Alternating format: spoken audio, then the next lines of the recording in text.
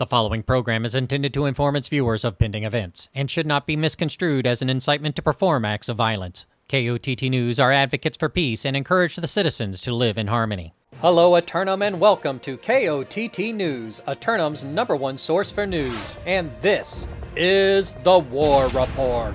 Dynamic change in the history of Eternum last night as the forces of Outcast 2 convinced the citizens to convert in Cutlass keys. KOTT news crews were on the scene and spoke with a council member about the outcome. Congratulations on your victory here in Cutlass Keys, able to get into the fort and get it captured in about 20 minutes. Would you care to take us through how you were able to get it done so quickly?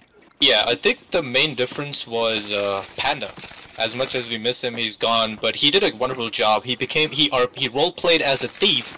He went inside their headquarters and stole their war plans. And they did not know what to do. They sent 25 players on C, they lost B, A at the same time, and it was just a steamroll. It's all about the war plans. Kudos and shout out to Panda. He won this for us, even though he was not in the war, you know, and even though he stole a lot of money from us. But yeah, kudos to him. That's how we won. So Panda is, he is diligently stealing from everybody, but even though he stole money from you, he at least gave you the war plans that he stole from the other team. Oh no, he did not give us the war plans. That's the thing. He stole money from us, so he's running from us. But then he stole war plans from the purple companies so that they could lose their war. Because now their governor doesn't know what to do. They don't have a roster. They don't have a shot call, right? Because there are no war plans. Panda just stole everything. So they were just running around without any idea of how to engage in war, huh? Exactly, exactly. I think the governor would have wanted, you know, like 8 groups to go to B, 2 groups to contest. Because there were no war plans. Panda stole them. They just didn't know what to do. They just did whatever, you know? It was an OPR. Earlier in Brightwood, KOTT News caught up with Outcast Prime to discuss their slightly closer outcome. Congratulations on your victory here in Brightwood against the forces of JDB's Kitchen, who were able to get into fort phase, but only with 5 minutes left because of due diligence outside on Bravo. Would you care to take us through your fight tonight? We just really pressured their backline a lot more than last time. Last time we were trying to protect our backline, and it ended up being just a complete shit show over in Windsward.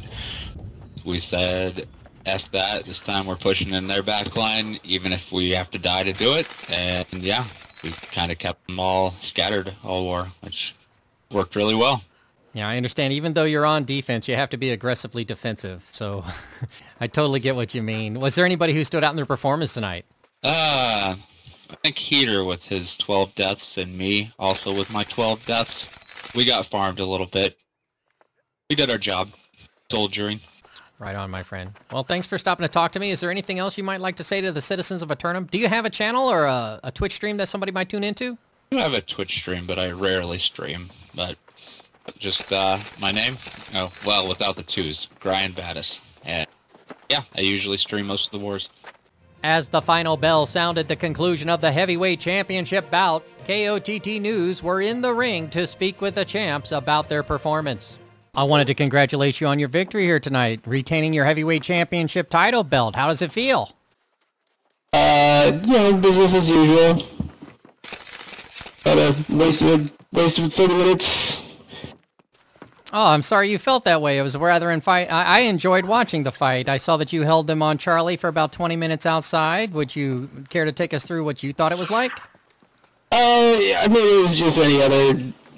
You know, they staggered themselves, and we kept pushing them back to their spawn, and basically we're waiting for the war to end since the first minute of it, but, you know, that's the world for you.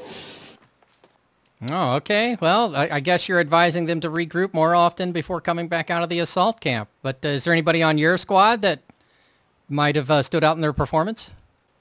I don't think so. I mean, I was kind of reading some anime on my other monitor during the war, so I was only halfway paying attention. Returning to KOTT's ongoing coverage of the Season 1 bingo progression, last night's card was the mathematical symbol for pi. Leave a comment below if you're starting to see shapes in the cards too. Turning to the weather for today, and once the sun continues another cycle across the Eternum sky, be on the lookout for a 10% chance of corruption invasion in a region near you. 2 roster submissions for Simulated Fantasy Combat Resolution tonight, brought to you by LARPCO. Remember, if it isn't LARPCO, it's cardboard. This is not an incitement to violence. Up first, the Covenant converts of Outcast attack the Syndicate members of the Devoted for control of the arid desert region of Brimstone Sands. Outcast forces, riding the wave of momentum once more, turned their attention to the wealth-laden region of the Northwest, confident that either squad should be able to succeed there. The devoted forces fighting in 2 simultaneous encounters may have to decide how to split their roster, if indeed they have enough to field 2 at once.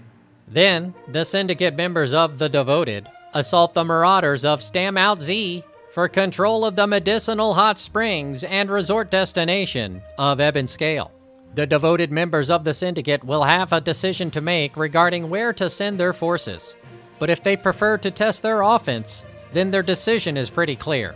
Stam Out Z forces, not taking any chances, are preparing for the entirety of the offense to be present here, favoring the hot springs over the baths of the desert.